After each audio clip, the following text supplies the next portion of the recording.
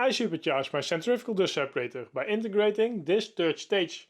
Its goal is to separate out the smallest dust particles and achieve efficiency levels above 99.9% while running my planer and other big tools in my small shop. So for each kilogram of sawdust, not 10 but only 1 grams is allowed to reach the filters. And is that even possible with 3D printed parts that you can print at home? Or will it fail big time? And do we need a normal cyclone for that level of efficiency? And to find out, you need to go back in time with me and dive into this rabbit hole to capture all the fine dust particles.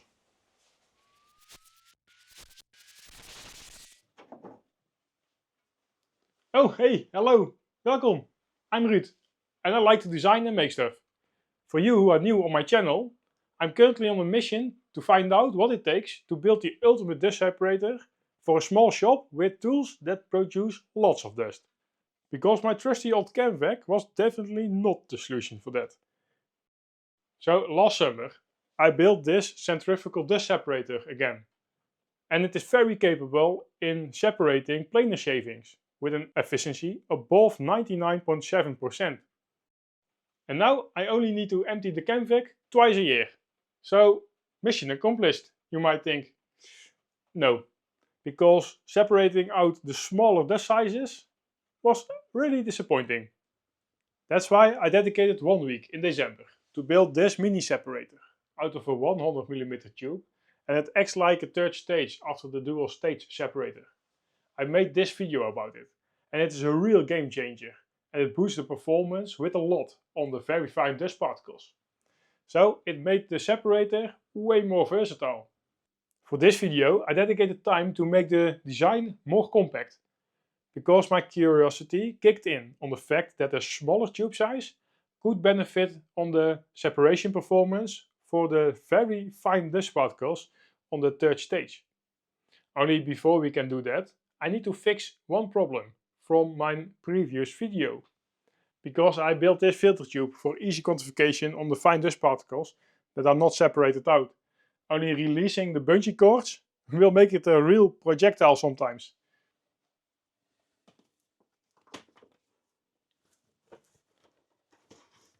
And as always, practice makes perfect. So on camera, I did just fine. Only the problem sits within the mounting points of the bungee cords. Integrating them into the cleat design was not my brightest idea. Stupid even. So they need to be separated from the cleats and added to the end caps of the tube, so the filter tube can be removed without the need to remove the cords. That saves me a lot of time and hassle. And here I was a little bit lazy and I didn't want to completely reprint the front cover that can slide into the tube to provide the necessary pressure on the filter stack. So I made a separate bracket that slides over a tube and it can be rotated easily. This is a far better solution because now the bungee cords can stay in place when I remove the filter tube to weigh it on the scale. And it needs to be repeated after each separation test, so we can calculate the amount of dust that is not separated out. This simple change is a real time saver for me. And at first I wanted to make new brackets, but that would be a waste of precious wood. So this is absolutely fine.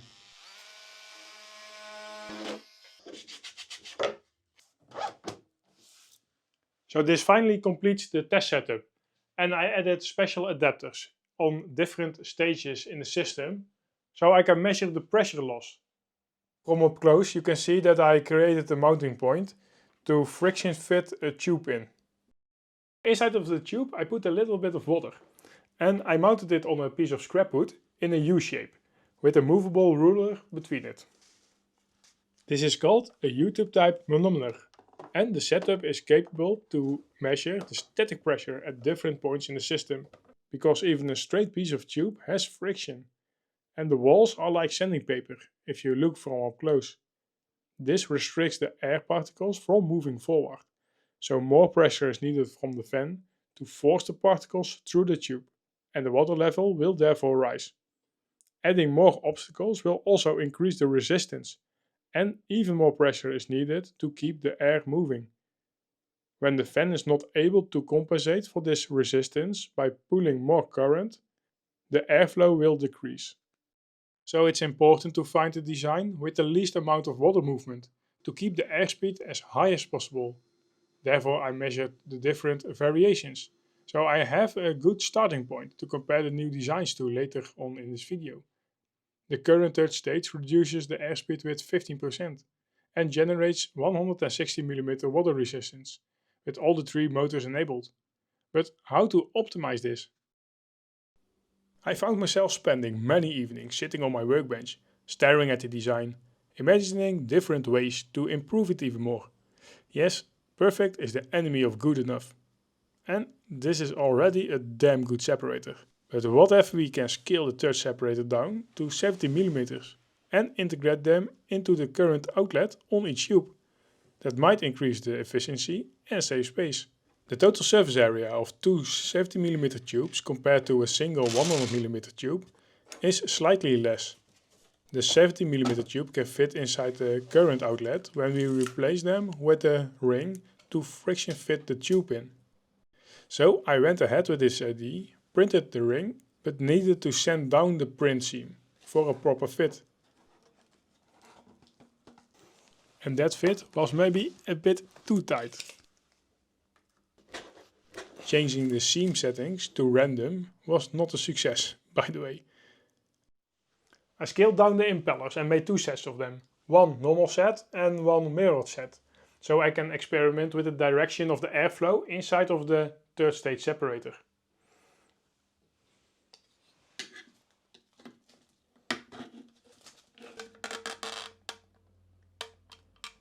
To collect the dust, I experimented with a simple core design, with different types of overlay.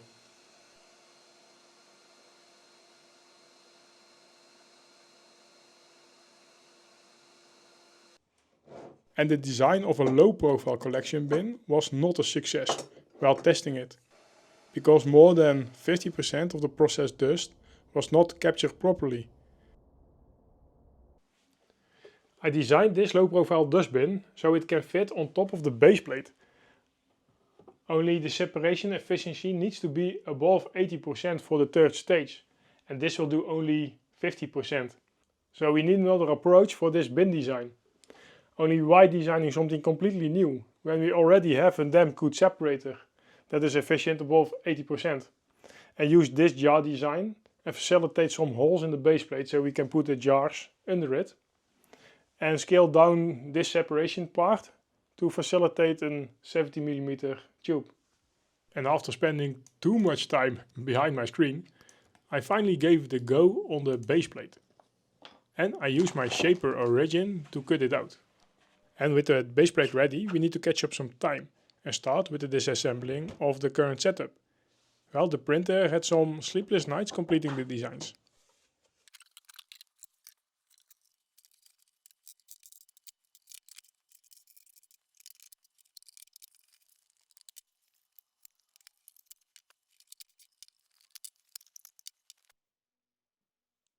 I completely disassembled the separator and I took the opportunity to rinse everything with water, because I want to reuse as many components as possible.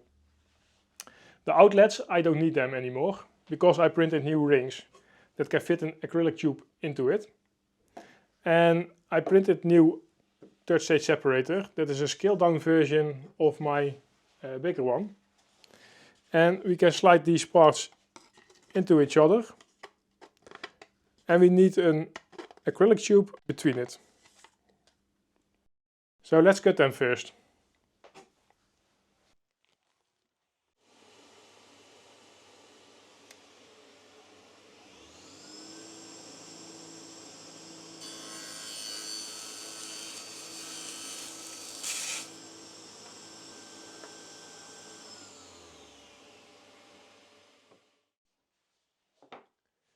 I also cut some holes in it.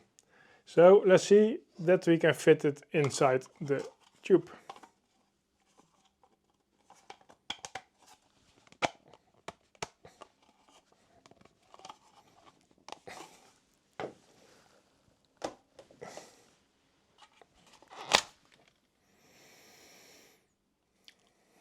Okay, I tweaked down some parameters and this should fit.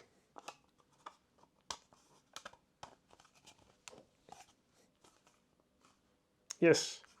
Only now we need to reprint all those 4 parts. Damn. And that 0.15mm mistake took me 18 hours to reprint. So check your dimensions twice before you start with printing. During printing I try to regain some time by assembling the separation tubes in advance. There is already a dedicated video about that build on my channel that I will link in the description below.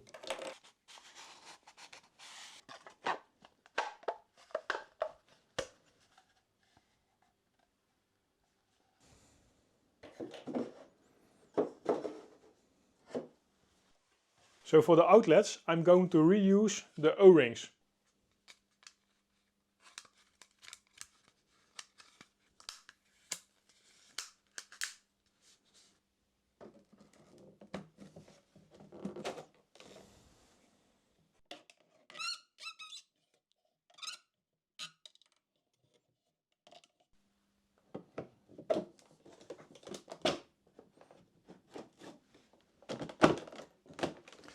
So now we only need to mount the brackets and the front Y-piece.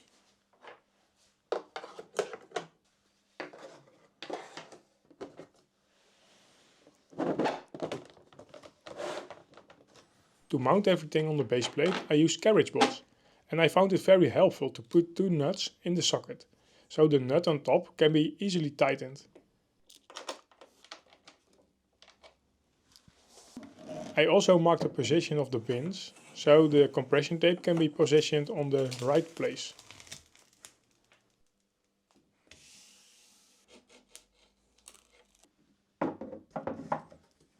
And the T-lock latch needs some downward pressure to seal the bin tightly on the tape. Because I still was trying to finish the second jar of peanut butter, I printed one instead.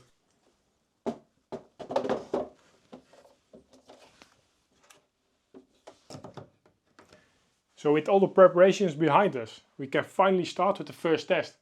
And I'm very curious about how this will perform. So for the airspeed and the water displacement, I repeated the test we did before. And I could not measure a real noticeable difference in the airspeed. Only the water displacement was a lot less compared to the 100mm version. And for the real dust test, I picked without blinking the hardest material to separate. It's the sawdust, with sizes below 0.5mm, and measured the amount of dust that I put into the gutter to feed into the separator. It's 1.3 kilograms, and I almost forgot to measure the weight of the empty filter tube, so let's remember that for later. For this test I used a feed rate of 20 kilograms an hour, so 1.3 kilograms took me just under the 4 minutes to process. And the dust is definitely separated out by the third stage. And you can spot the difference between the front and the rear tube. It's something that we already have addressed in the video of December, and it's due to the position of the infeed hose.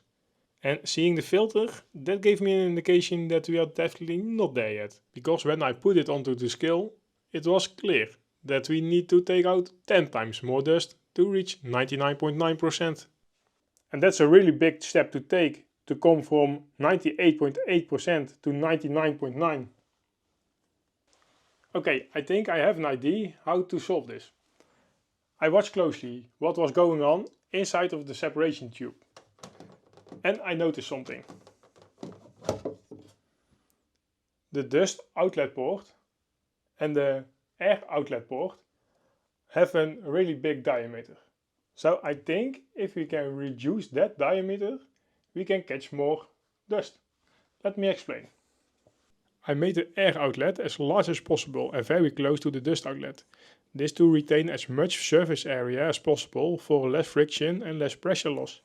But the acrylic tubes slide also into the separator, and this reduces the area of the dust outlet.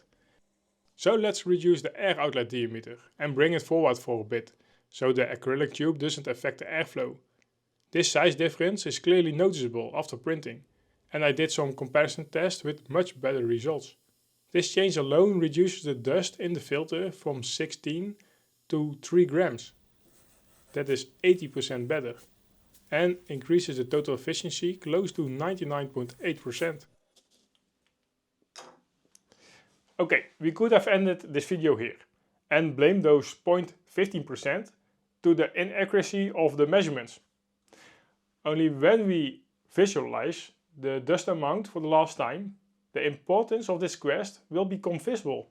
Because from 60 grams to 3 grams was a really big step. And we need to take the same step to reach our goal from 99.9%. And to reach that step, I think we need to look closer to the second stage of the normal separator.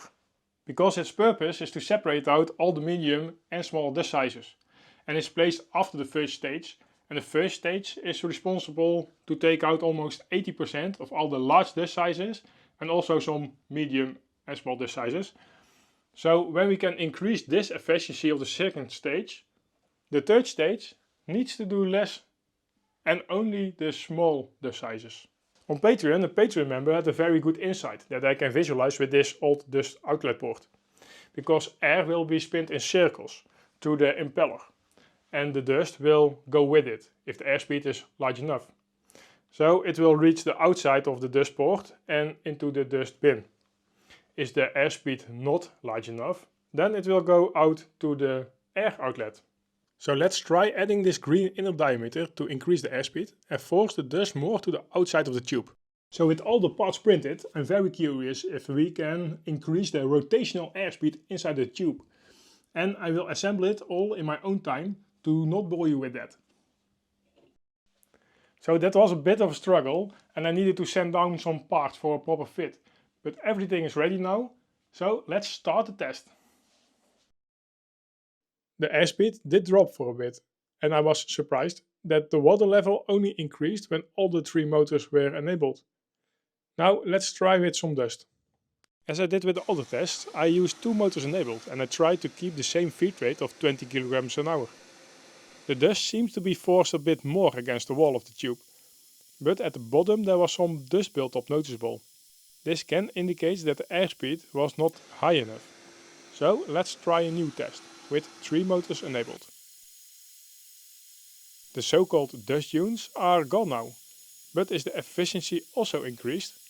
Let's find that out. I think I've created myself a new problem, because my scale is not giving me the same repeatable readouts. So I bought a new one. And what do you think? Same problem, but completely different readouts. Let me show you. My scale can display 0.1 grams, but its accuracy is only the full gram. So 2 scales can display different results. In the last test, with the triple motors enabled, we captured in the filter tube 1.5 grams. So that 0.6 grams is a total nightmare on the calculation of the efficiency. For now I solved that problem by measuring 5 times the same filter tube and calculated the average of that. So what about efficiency? I think I call that good enough. Houdoe!